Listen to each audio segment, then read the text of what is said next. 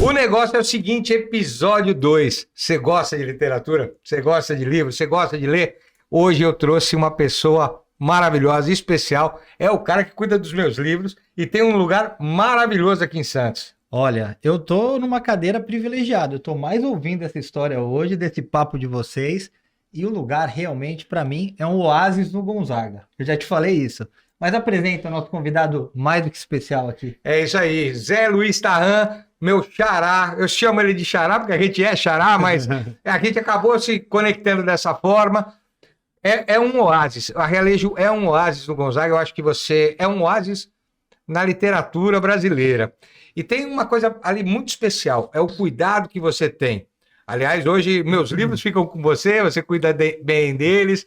E, meu irmão, prazer te receber aqui, seja muito bem-vindo. Vamos falar de literatura, vamos falar de bola, que você gosta também. Episódio só de São Paulino aqui, ó, mais um. Ufa! Eu não sei se a gente vai chorar nessa mesa, mas tudo bem.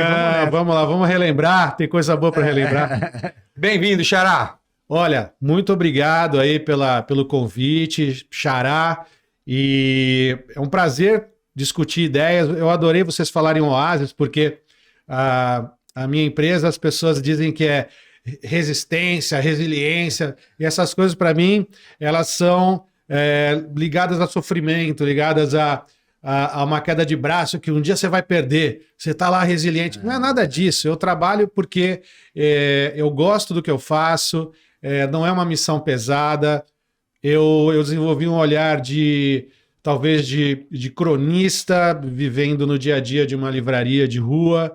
É bom dizer de rua, porque eu acho a rua muito, muito, muito mais humana e mais conectada com a vida real do que espaços assépticos, assim, de lugares de shopping centers, lugares onde hoje se prevalecem as marcas muito mais universais ou marcas meio sem cara. Então, eu fui construindo, estou com 32 anos de carreira, e estou construindo algo na vida real, no dia a dia, no tempo, aprendendo, errando, tropeços, algumas boas alegrias, prazeres, aprendizados, mas o interessante é dizer, olhando para tudo isso e chegando nesse modelo empírico, intuitivo, muito longe do meio acadêmico, até porque não tem nada que se prepare para empreendedorismo de cultura, né? E que você consiga ter, dentro desse rótulo empreendedorismo de cultura, livraria, editora e produtora de festivais, que você tenha profissionalismo, mas com as ferramentas do empírico. Quais são? Na prática, errando e aprendendo. Isso é muito legal de ver, porque o Zé, ele falou uma frase aqui em off que é bem legal, né? Eu escrevo de ouvido. Isso é muito legal. Vai além da partitura. E eu acho que isso tem a ver com paixão, né? Tem muito, mas peraí. O episódio precisa começar. Ou paixão em sobreviver. E sobreviver também. Porque eu poderia fazer outras coisas. É outra coisa que... você nasceu para isso. Para de me impor as coisas para as quais eu nasci, né? Então a gente vai falar de literatura, mas não romantizar a tua história com a literatura. Vamos lá. Vamos para a realidade. Então, vamos começar efetivamente. Ó, se você ainda não curtiu... O negócio é o seguinte. Exatamente. E com 2 pontos. O negócio é o seguinte, 2 pontos. Quem é o Zé? Rapaz, olha, nasci em Santos, né, há 50 anos, fiz faculdade de arquitetura, mas não concluí. Boto o Chico Buarque do meu lado, ele também não concluiu, ele me qualifica um pouquinho. Sensacional. E aí, rapaz, eu com 18 anos eu estava querendo viabilizar os estudos, eu não tinha grana para pagar a faculdade, e eu comecei a andar pela cidade de Santos, a pé, com uns desenhos debaixo do braço, que você sabe, eu cometo uns rabiscos, gosto de desenhar. Também outro lance empírico, desde menininho e tal. Aliás, só para não esquecer, qual é o Instagram da tua arte? Porque eu acho que isso é outra coisa, né? Ilustradoras. Ilustrahan. Ilustrahan, Ilustrahan. No Instagram. Depois a gente põe aí pro pessoal. O pessoal já vai colocar aí. Né? Já vai estar ali. É um prazer meu aí o desenho.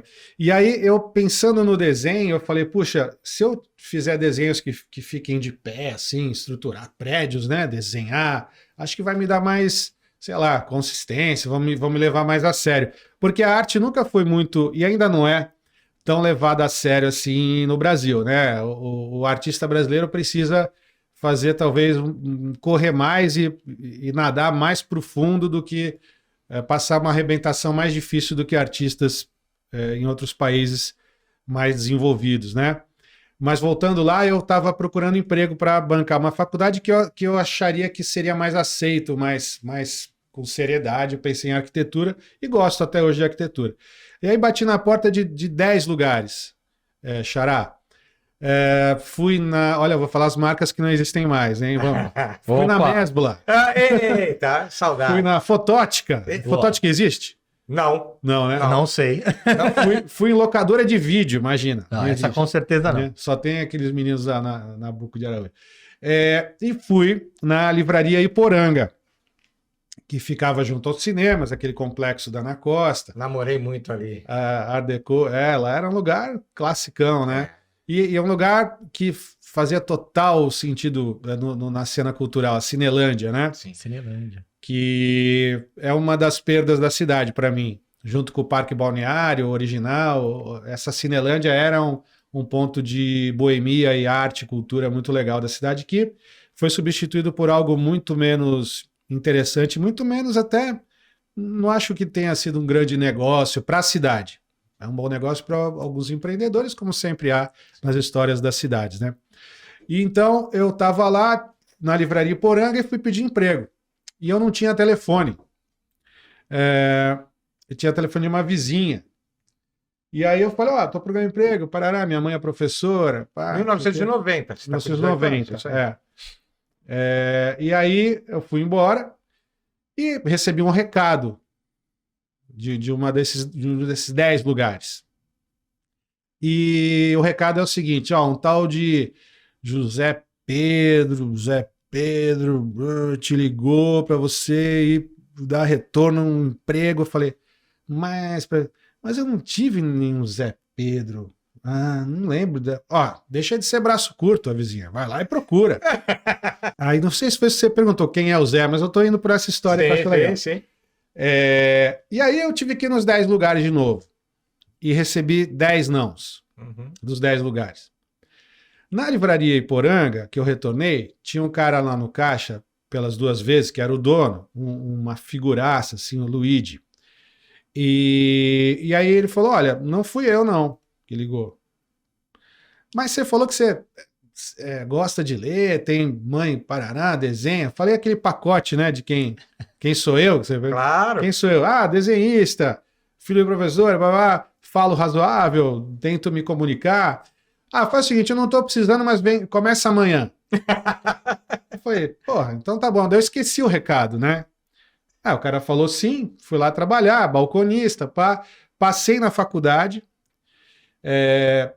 era tarde o curso, eles permitiram eu trabalhar de manhã, interromper na hora do almoço, ia para a faculdade, voltava à noite para Iporanga, e até às 10, começava às 7h30 da manhã até às 10 da noite, no meio disso a faculdade.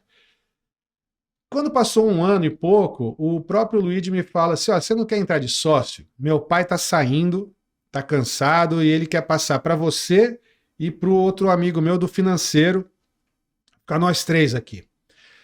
Mas eu tenho a faculdade, eu pensei um pouco, sangue árabe, neto libanês, lojinha. Falei, vai dar bom. Deve ter um monte de arquiteto fazendo mapa astral. Vou aproveitar. Eu falei, porra, vou vender livro, né? Aproveitar o negócio agora, né? E aí, topei.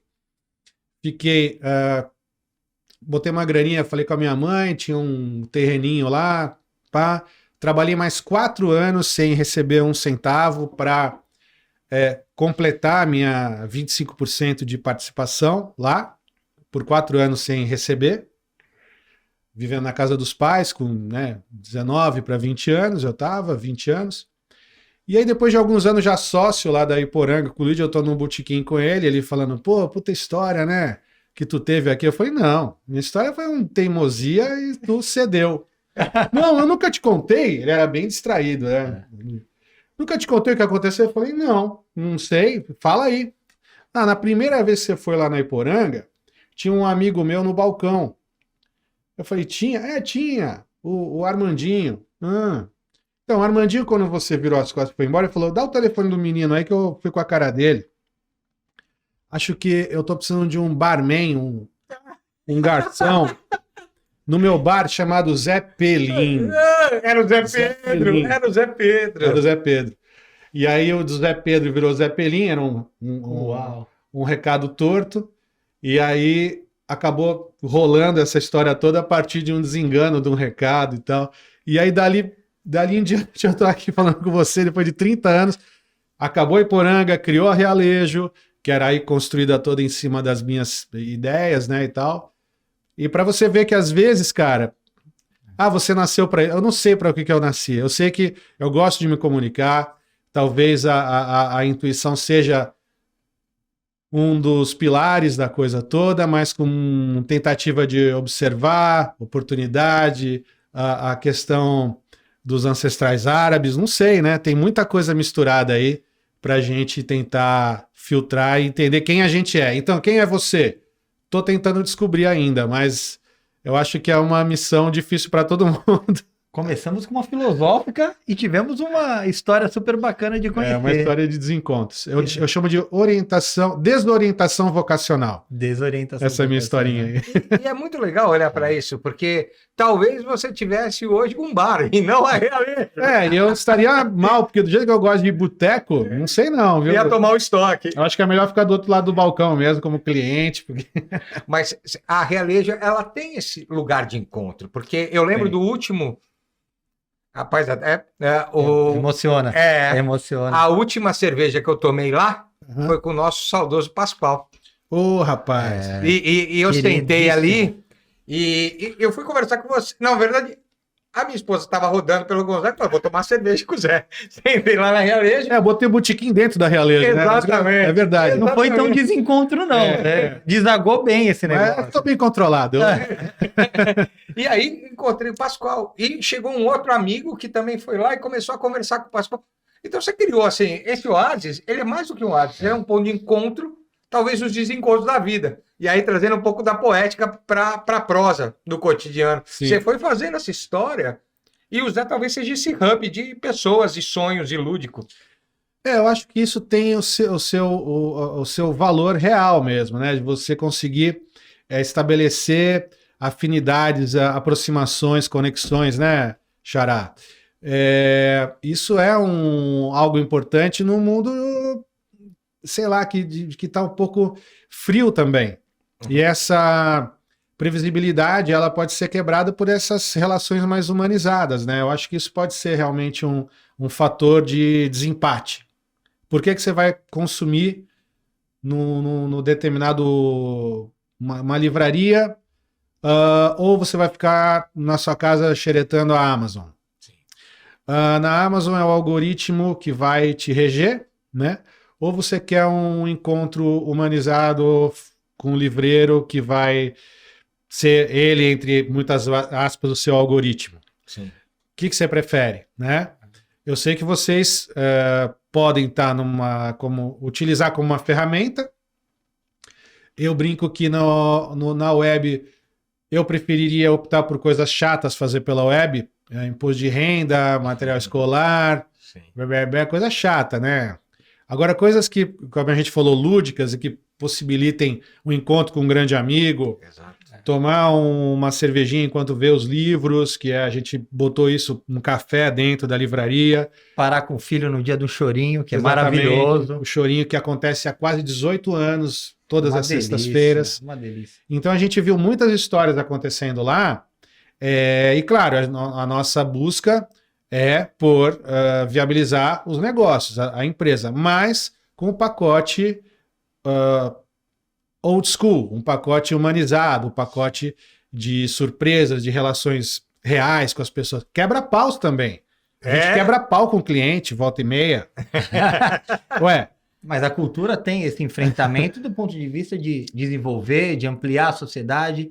E você trouxe um pouco essa visão da Realejo. Aliás, quem não conhece a Realejo, né? Por favor. Não é leitor. Não é leitor. Não é leitor. Não perca. É que tem muita gente que não é de Santos. Então, quem estiver na Baixada, além de boas praias, além de um povo maravilhoso, tem a Realejo. E eu queria te perguntar o seguinte, Zé.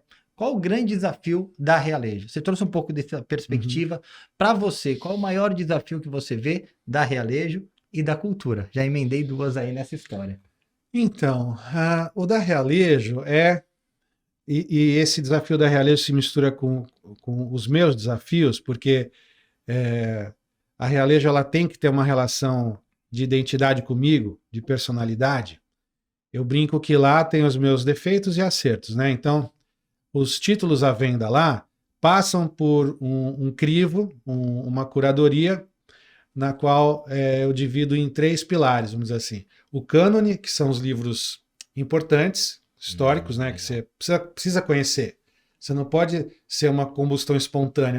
Eu adoro, eu vou ser livreiro. Você precisa estudar um pouquinho o que aconteceu desde a Odisseia de Homero, e aí vai, né, e antes, e Mil e Uma Noites. Xenofonte, depois quero falar dele. Xenofonte. Uma base, né? Os gregos e tal. E também o cânone do século XX, beleza.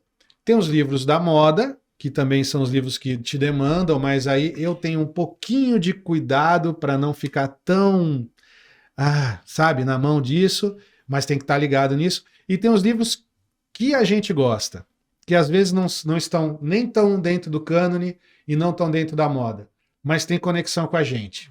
Então você chega lá, eu vou ter que tentar te conhecer um pouquinho, né? Saber quem é você como leitor, para aí estabelecer o meu mapa de sugestões. Aí você me pergunta qual é a missão, o grande sonho. O grande sonho é fazer esse projeto cada vez mais funcionar, dar certo.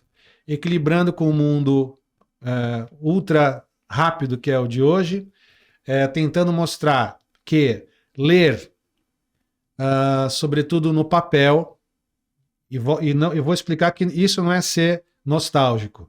Tem diferenças entre você ler. Você está com um caderno aberto aqui. Tem diferenças entre você ter a calma do papel e você estar sujeito à rapidez do mundo nos devices, nos pop-ups, nas mensagens. Então, você controla o teu... eu acho que a retenção e a aquisição do conhecimento por meio da leitura no papel, ele te dá um conforto diferente e você retém mais, eu acho. Eu volto a dizer, são intuições e leituras também por aí, né, que eu vou colhendo e vou puxando a brasa para minha sardinha, obviamente. Legal. Mas eu acho que a minha missão principal é demonstrar o valor disso e, volto a dizer, empreendedorismo cultural. Eu não estou como missionário, não estou resistindo, não estou sendo resiliente, eu estou trabalhando com cultura e com ambição.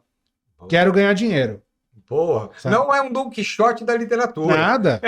Não, tem negócio nisso. Tem né? negócio. Claro que Tem negócio. Tem negócio. Perfeito. E para fazer esse negócio, tem algumas invenções que você precisou fazer. O Clube da Leitura. Ele até respirou fundo, tu viu? Rapaz, na pandemia nós tomamos alguns cafés. Assim. Cansaço. E o Zé contou algumas histórias. Primeiro, não é fácil, são grandes players e se manter no mercado não é fácil. Tem o diferencial, que é o que o Zé está falando, de acolher, de entender. Você ter um livreiro do teu lado, isso é outra coisa. Mas também precisa ganhar dinheiro. E no meio do caminho você fez isso. E também como editora, né? Porque a Realejo também é uma editora, não podemos esquecer isso. No mínimo, você já emplacou 2 finalistas do Jabuti. E é bom dizer isso. Nós não estamos falando de qualquer... olha, é romântico. Não é romântico, é trabalho sério e de qualidade. A gente, ao longo do caminho do trabalho, eu fui entendendo um pouco mais do mercado. E aí, ao entender, aí mistura com a identidade, com o nosso jeito, né? Vocês têm o jeito de vocês se entendem, eu também estou tentando me entender. Mas eu pego e falo assim, cara, eu vendo o livro, só que o livro está pronto. Eu olhei, tem lacuna no mercado. Tem livro que está esgotando, tem livro que eu acho que poderia ser produzido. E eu falei, eu acho que eu vou começar a produzir livros. E aí comecei. A editora é um passo, em muitos casos é um passo até esperado de um livreiro. Eu vou dar alguns exemplos. A José Olímpio, editora José Olímpio, começa da livraria José Olímpio, no Rio de Janeiro. Virou editora, continuou sendo livraria. A Shakespeare Company, a parisiense Shakespeare Company, publicou Ulisses do James Joyce. a Sylvia Beach, a livreira do Entre Guerras, porque em Paris lotou de intelectuais fugindo entre a Primeira e Segunda Guerra, né? Teve um boom intelectual, os anos loucos lá, os anos 20 em Paris. O James Joyce era um puta pentelho, ficava enchendo o saco na Shakespeare. Ela lançou o livro. O Machado de Assis frequentava muito a livraria Garnier, na Rua do Ouvidor, que virou editora. Ah, você está dando exemplos do passado. Sim, mas são situações naturais quando você tem um livreiro curioso e enxerido e tal. E eu fui me metendo a tentar virar esse outro cara usando outro chapéu, que é o do editor. Uma editora, ela tem outros desafios, né? Ela é um trabalho robusto, muitas vezes, né? Ela não é mais o varejo, ela já tem uma ambição territorial maior. Claro que hoje com as redes e Instagram, Facebook, parará, você quebra um pouco o território, né? Hoje, às vezes você está falando com gente para muito longe, sem se dar conta. A partir de Santos, isso é muito interessante. E a editora veio em 2006, né? E sim, é outro desafio renovado a cada livro. Cada livro, para mim, é uma empresa. É uma empreitada, é um investimento, né? Uhum. Então já são quase 200 títulos no catálogo, alguns com finais de prêmios, né? A gente chegou na última etapa. Eu já fui jurado de outros prêmios também, como experiência, Prêmio São Paulo de Literatura. E é uma mistura, né? E essa coisa de olhar, eu acho que hoje eu olho para o mercado editorial e olho para o objeto livro, e eu expandi a partir do objeto as facetas, os chapéus. E os eventos literários também são outro pilar do trabalho, porque eu sempre gostei de estar com os autores por perto. O autor ele é muito mais potente do que nós. O autor lá ele dá a mágica para o leitor. O encontro do autor com o leitor. E eu sou o cara que facilita isso, né? O meu drible é marcado. Lá vem o livreiro querendo me vender. Porra, o autor não, cara. O autor é o dono da palavra, é ele. Ele é o cara. Então eu faço isso desde sempre também. A Tarrafa Literária está com 14 edições, a gente já vai falar dela, né? Isso. Mas, cara, são 80, 100 eventos por ano presenciais na Realejo, tendo esse período da pandemia como intervalo, né? Esses contatos vão se somando, são relacionamentos reais, não é um mailing comprado, é algo construído dentro de uma livraria. Esse é a grande força. Eu faço tudo para que a livraria esteja saudável. É lá o nosso lugar, e a partir dali a gente olha para fora, respira, entende e vai tentando achar esse lugar da gente no mercado editorial. Muito legal. Falou que não é resistência, mas tem uma paixão que é de contagiar, sobrevivência, viu? Porra. É de contagiar. Cara, se vocês sabem disso, vamos falar de futebol também, quando você vai numa bola dividida com o pé mole, mano, vai perder. Vai machucar. Vai. Com propósito, isso é muito legal, né? Essa relação que o Zé tem, que ele faz, que ele constrói, tá motivado nesse sangue que ferve e vai buscar as ações. Mas eu queria falar da Tarrafa, porque na Tarrafa, além do processo do livreiro, tem os eventos, né? E aí já abri um ponto que você deu uma provocada no início, que é essa coisa, como é que está a cultura nesse país? A gente tem formação de leitores. O Zezinho lá, ele era leitor, porque tem a Tarrafinha também, né? Então conta um pouco da Tarrafa Literária, como ela funciona, como você vê também esse movimento da literatura para as crianças, o quanto a gente... Dá uma dica para nossos pais aí, como é que a gente pode estimular cada vez mais. Isso é pedido pessoal, porque os meus já estão adultos aí, que é pro Vitório ler. Mas fala isso pra gente um pouquinho, do evento da Tarrafa, como é que ela surge. Você trouxe... Falando de autor, você trouxe o Chico Sá, há pouco tempo estava aí. Né?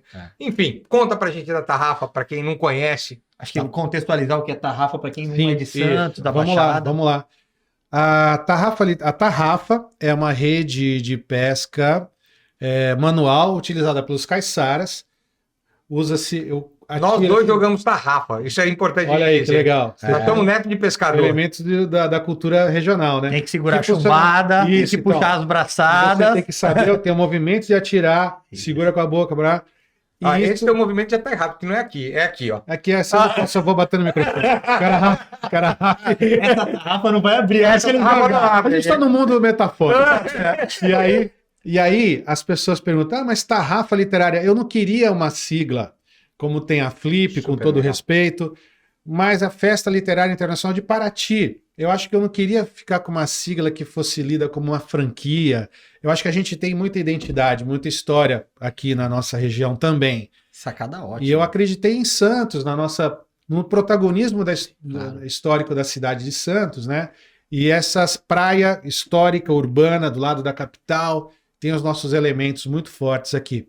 Então a tarrafa, ela tem esse elemento mais quente da cultura caiçara, também tem tarrafa em Rio, então dá para você...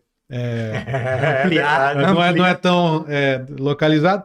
E assim, ela tem, por analogia até do conceito, a conquista do leitor. Eu brinco, bom, na tarrafa a conquista do alimento, do pescador e tal, a gente fala assim, olha, a gente quer conquistar leitores. Por quê? Nunca está terminado esse trabalho. A gente não deve trabalhar só para o cara que já está dentro, sabe? O cara que já está dentro, ele é muito bem-vindo, ele está com a gente. A gente vai...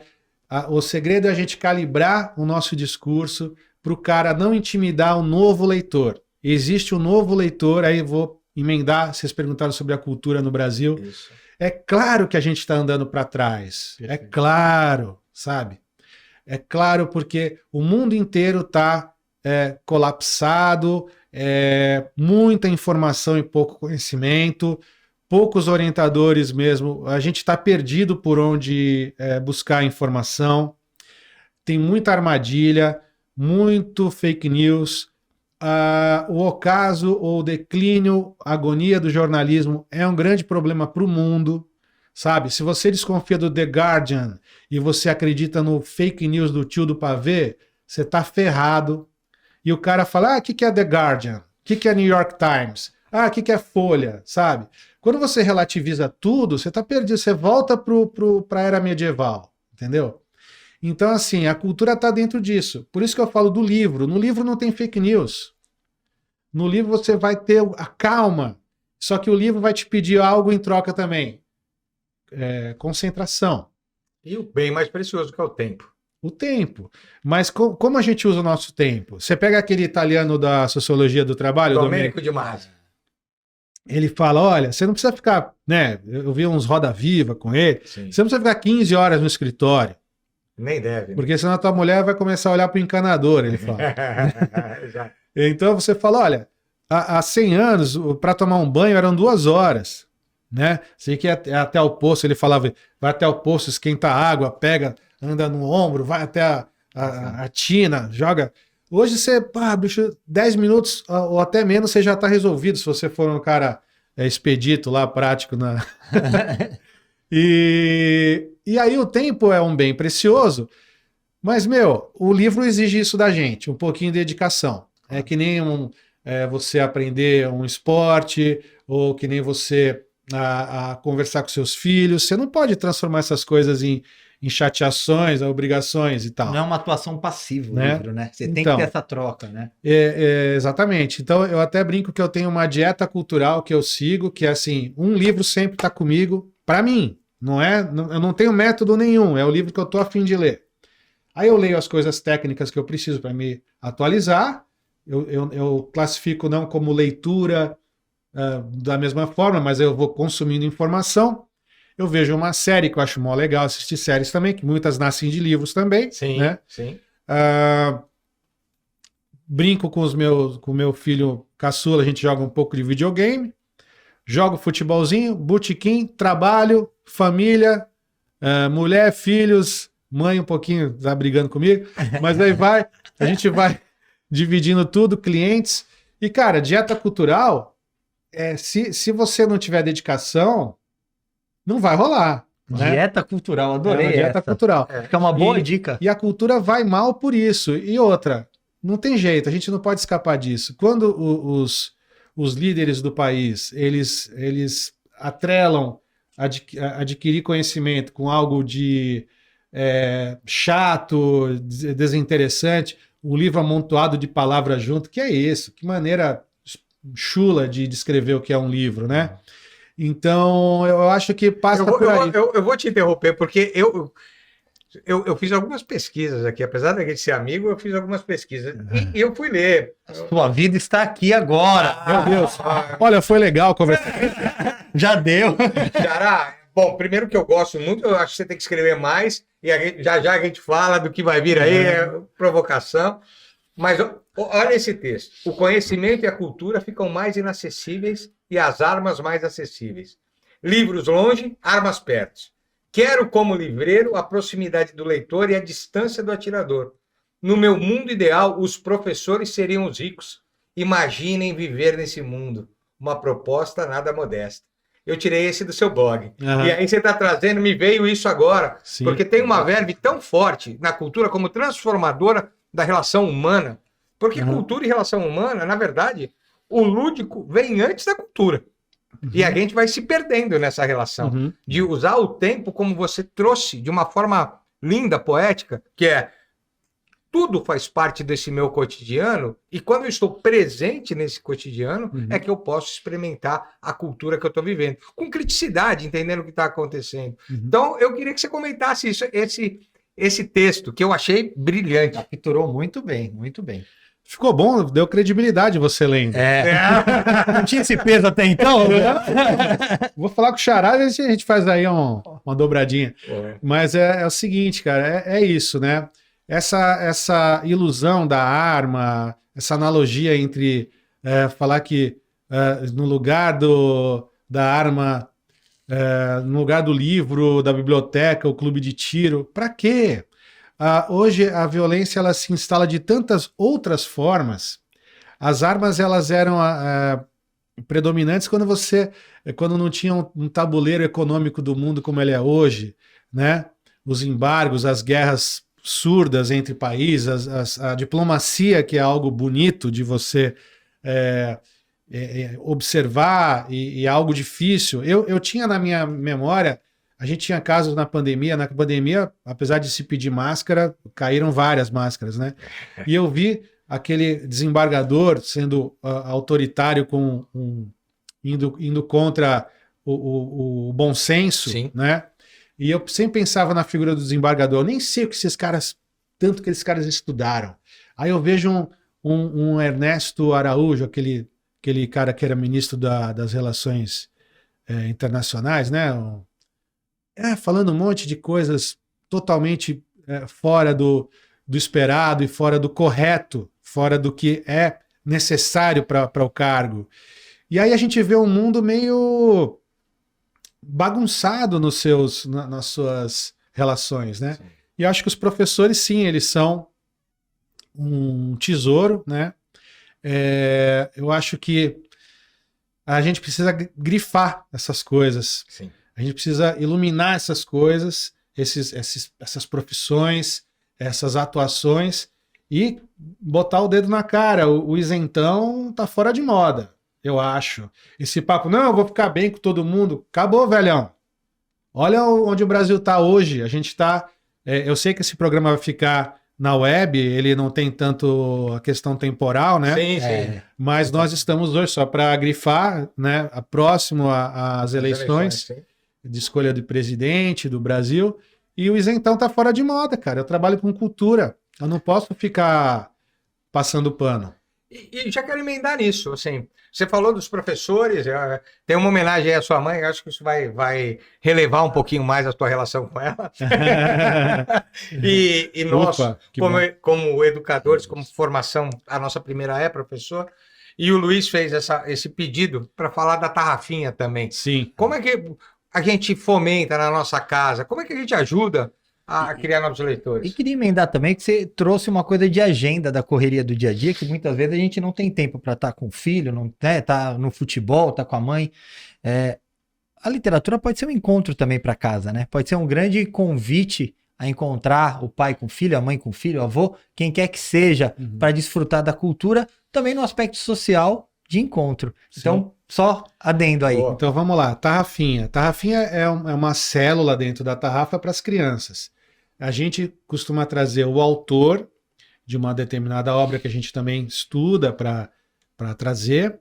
E o autor ele vem em duas atividades, uma para as crianças, muitas vezes com um contador de história, músicos podendo fazer algo lúdico a partir do livro, uma adaptação para algo performático, o musical, litero musical, e a autora fica próxima das crianças para também conversar, falar sobre o livro e apresentar essa obra para a molecadinha. No mesmo período seguinte, a mesma autora volta para formação pedagógica, ou seja, ela vai falar com os professores em outra camada, outro registro, para que se propague essa obra no campo pedagógico. Então a gente olha para o professor multiplicador e para a criança. Em casa, vou dar o meu testemunho, em casa chegavam livros de leitura para didáticos e tal. A minha mãe, como professora, recebia pacotes de livros. Eu ia lá, moleque, eu tinha minha irmã também, tenho minha irmã, a gente abria os pacotes e eu podia xeretar e li série Vagalume, li Júlio Verne. E o meu pai, que era caixeiro viajante, ele trabalhava com sapato, vendia. Ele nas viagens voltava com quadrinhos, HQ. Então ele me trazia Fantasma, Asterix e tal. E aí eu fui, sem muita solenidade, lendo, mas assim, não era uma coisa assim, este cara será livreiro por isso, ele será intelectual. É só ter a literatura por perto, a leitura como algo dentro da nossa rotina.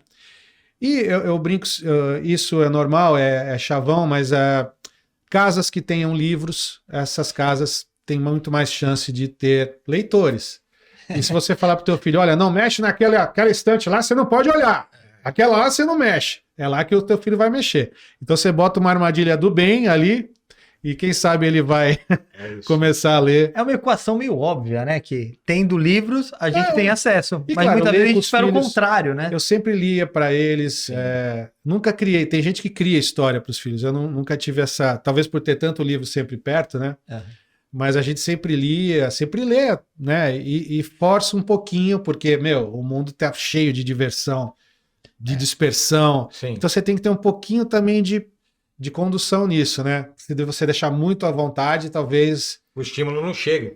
E esse ritmo que o papel traz, acho que é importante Então, para desacelerar. Esse também. é o lance. Eu acho que vocês são mais estudiosos. Eu acho que já deve ter algum estudo mais profundo dizendo da retenção do conhecimento do que você lê no papel. E os impactos negativos do estímulo do digital também, né? Não negando o digital, fique bem claro não aqui. Digital, mas coisas que, por exemplo, para que tanto tesão no e-reader? Para quê?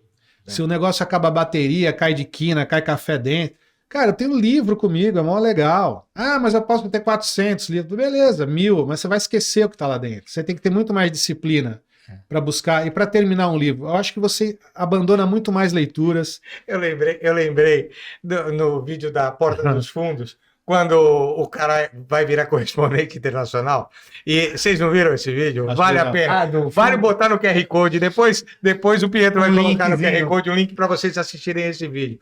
Ele vira correspondente internacional e todos, na pandemia, atrás das suas estantes de livro. Né? E ele começa a ficar bravo. E é o Porchat fazendo, ele diz assim, vocês estão na minha frente porque aqui no meu leitor digital eu tenho todos os livros que tem aí atrás de vocês. Então eu vou colocar ele aqui e vocês vejam 3 mil livros aqui atrás. Não é a mesma coisa. Não tem o cheiro, não tem o tempo, não tem a textura. E os livros dentro do e-reader, eles somem. A sensação de ter, de posse do livro é diferente. E os livros não lidos, você esquece, cara. A disciplina, eu não quero ser tão disciplinado. Eu quero trombar no meu livro e, eu vou pegar a capa do livro, rabiscar, marcar. É diferente. Eu concordo. Pode falar o que quiser. E olha, eu posso errar no dado aí, mas eu já li que recentemente só 3% do mercado responde por venda de e-books. Ah, é? 97% continua sendo papel. Em 2020, tralalá. Nos Estados Unidos, que é talvez o mais consumidor, 10%. Uhum. Cara, 10%.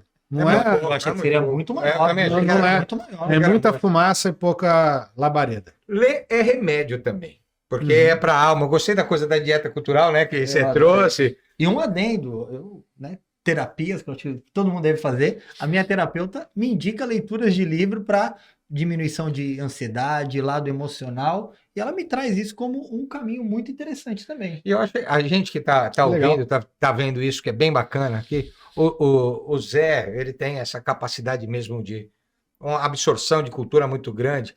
E ele me indicou o Xenofonte, né? Uhum. E eu acho que assim, a gente que tá. E esse é um programa que vale a pena para todo executivo ler. A gente fala muito de liderança, mas muito já se falou, né? E quem não vai atrás de olhar para isso fica distante desse processo. Uhum. Zé, a gente tá chegando no final. Já, Voou. Que legal. é um absurdo, é muito rápido. Quando o papo é bom, é isso que a gente quer. Então eu queria passar a bola para você fazer a tua finalização aqui, dando algumas dicas de leitura, falando quando é que vem teu livro, porque Tá bom. nós estamos ansiosos para marcado isso. aqui. Mas Vou palavras prometer. finais aqui. Bom, obrigado mais uma vez. Eu estou sempre próximo de vocês, vocês sabem. Espero vocês na Realejo ou nas conversas online, onde for. E é isso, sim. Eu adoro, eu tenho meus livros que eu nunca esqueço deles, alguns que me marcaram. Eu vou falar um deles só. Você falou, o Xenofonte diz que a partir dos gregos tudo foi repetido, que quem criou foram os caras, né? Isso lá se vão 2.500 anos, 3.000 anos, sei lá. Então é notável, é muito legal você vender um livro que tem 3.000 anos, ou 2.000 e tantos anos. E a gente fez essa apresentação, eu fiz para você e acho que fluiu bem. Eu adoro falar do Pirandello, Luigi Pirandello, o Um Nenhum em 100 Mil. É um livro muito espetacular, bem-humorado, transformador, editora Nova Alexandria. Eu tenho inveja da editora, um dia eu vou roubar, eu vou fazer essa edição. E Mas está à venda na Realejo. Está à venda. Boa, boa. Vamos colocar aí para o pessoal ver a capa do livro e o link. Um Nenhum em 100 Mil, maravilhoso. E o meu livro, Xará, é uma coisa que foi no fogo lento, sendo preparado. Eu não imaginava fazer isso. Eu tenho um respeito enorme pelo objeto livro. Para mim é quase uma emoção descontrolada e eu fico muito humilde frente a chegar nesse momento de eu ter o meu livro, sabe? Então isso eu não estou bem resolvido quanto às emoções disso ainda, porque ele ainda não saiu, mas acho que ele sai esse ano ainda, 2022. Não é a minha editora, é uma editora de São Paulo que quis investir, eu gostei disso porque eu queria experimentar ser autor. Boa. Porque senão eu tenho a minha editora, eu faço babá, e nunca chega a minha hora também, porque eu sempre vou atender alguma demanda externa. E esse meu livro, o que é? É uma mistura da vida no balcão, das histórias, dos encontros com escritores. Você é escritor, você leitor. Vou pedir tua ajuda em breve. Vamos lá. E essas surpresas que acontecem na vida do balcão. Causos, o livro vai chamar Um Livreiro nos Trópicos, Crônicas, Causos e Resmungos. Porque Adorei. eu resmungo muito, eu me vingo de cada coisa esdrúxula que acontece no meu balcão, mas eu tento fazer isso com humildade, com humor, e o livro vai ter uma coxa de retalhos de 30 anos de carreira, mas eu tô totalmente em branco, eu não sei o que vai rolar, não sei como vai ser recebido, mas eu acho que vai ser algo muito bom, porque ter um livro é algo poderoso, eu acho que ele vai vir comigo para, quem sabe, abrir novas portas aí pelo caminho aí. Vai ser um sucesso, eu não tenho dúvida. Zé, brigadão você estar aqui com a gente mais uma vez, sempre apoiando, sempre junto. É um prazer ter você mais uma vez aqui com a gente. Agradeço. 30 anos de carreira em 40 minutos não foi fácil, mas Não fica o foi. convite para ir até a Realejo. Obrigado, Zé, pela Obrigado. por ter vindo aqui e compartilhar com a gente tua história. Um Obrigado. grande abraço para vocês. Boa sorte aí no negócio. É o seguinte. É isso aí. Não esquece de curtir, comentar e divulgar para todo mundo, porque um bate-papo como esse não pode ficar só aqui. Valeu, gente. Obrigado. Um abraço.